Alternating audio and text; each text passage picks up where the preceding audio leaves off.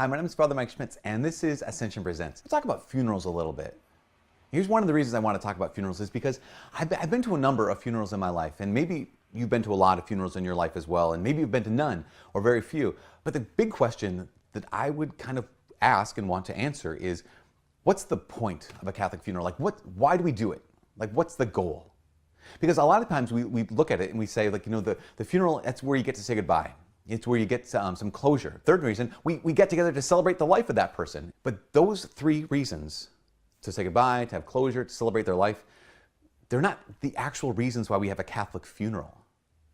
In fact, I don't know if you caught it, but former Justice Antonin Scalia, his son, Father Paul Scalia, is a priest, Father Paul Scalia.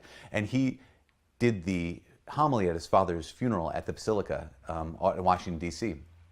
Started his homily by thanking people, and then he said, basically, I'm going to paraphrase, he said, we're here today because of a man who was very misunderstood, a man who some people loved and some people hated. We have this man that some people thought they knew and some people do not think they knew. Some of you are really close to him and you loved him, and some of you are not close to him. And he says, and this man, of course, is Jesus Christ.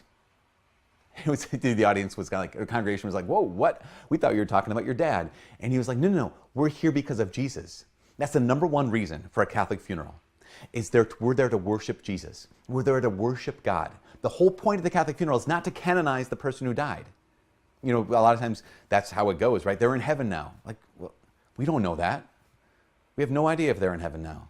Only God can judge. And isn't that interesting that when it comes to judging people in a negative way, we're like, hey, don't do that. But when it comes to judging people in the positive way, they're in heaven now. No one says, don't do that. So the funeral role is not to canonize the person, to say they're a saint now, they're in heaven now. It is, number one, to worship God. Number two is to thank God for his mercy. It's remarkable that we get to come into God's presence, that if you're a Catholic Christian, that you get to walk into God's presence, you get to actually worship him, that we get to go to confession. Like, whenever we need our Lord's mercy, he is there with his mercy.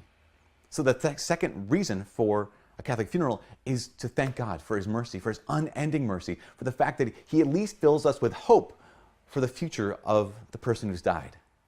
So to worship God, to give God thanks. The third thing is to renew our own faith.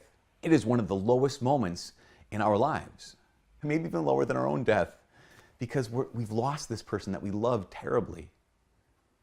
And it's in that moment that the church asks us to renew our faith in the resurrection. It's in that moment, the moment of sorrow, the moment of grief, that the church says, but remember, you can renew your own faith in Jesus Christ's triumph over death. That you can, like Paul, we can say, oh, death, where is your sting? Where is your victory? Christ has conquered death. And so when we go to a Catholic funeral, third, we get to renew our own faith in Jesus Christ and in the resurrection, his victory. The fourth reason for the Catholic funeral is maybe the most important. We're there to pray for the person. We're there to intercede for the one who's died. Again, it's one of the things that it just kind of stinks about us kind of defaulting to, oh, they're in a better place now, or they're in heaven now, they're with God now. Like, A, again, we don't know that. We don't know that. But B, if we're there in heaven with God now, then we're not going to pray for them. But there is a doctrine called purgatory that if someone has chosen God and yet they're not prepared to enter into God's presence fully because of whatever reason, we can talk about that in another video, that they need to undergo some process of enlarging their heart, of purifying their love, of purifying their life, that God does. And that we can actually pray and help them. How many times when you've lost someone that you've loved, you feel absolutely helpless, completely powerless to do anything? I wish I would have said something before they died. I wish I would have done this for them before they died. I wish I would have asked for forgiveness from them or given them forgiveness before they died. Well, you know what? If you're Catholic, you can do something for the person who's died. You can pray for them. And the number one reason that we have Catholic funerals is to offer up the holy sacrifice of the Mass in petition, to intercede on behalf of the person who's died. And we believe that it actually does something. That is the number one reason why we have a funeral. Not to celebrate their life, not just to say goodbye, not just for closure, but to intercede on their behalf, to pray for the person who's died, because we believe that makes a difference. These four reasons. Yes, to say goodbye. Yes, to celebrate their life. Yes, to have closure. But more above everything else, to worship God, to give him thanks, to renew our own faith in his resurrection and in Jesus Christ.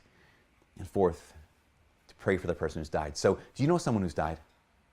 Pray for them. Do you know someone who's died that you love? Offer up your Holy Communion for them. Do you love someone who's died? Ask your priest, hey, Father, would you be able to offer up Mass for this person? Why not?